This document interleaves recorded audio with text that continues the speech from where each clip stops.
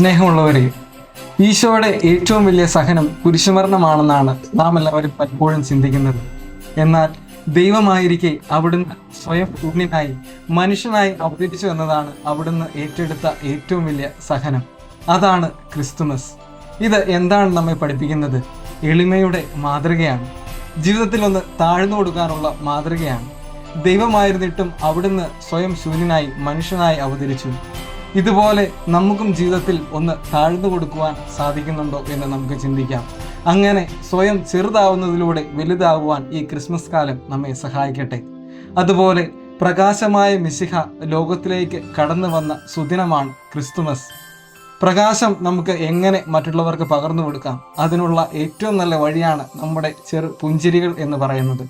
ഇങ്ങനെ മറ്റുള്ളവർക്ക് നല്ല പുഞ്ചിരി നൽകിക്കൊണ്ടും അങ്ങനെ ആ പുഞ്ചിരി വഴി അവർക്ക് സ്നേഹം നൽകുവാനും ഈ ക്രിസ്മസ് കാലഘട്ടത്തിൽ നമുക്ക് സാധിക്കട്ടെ. എല്ലാവർക്കും ക്രിസ്മസ് ആശംസകൾ.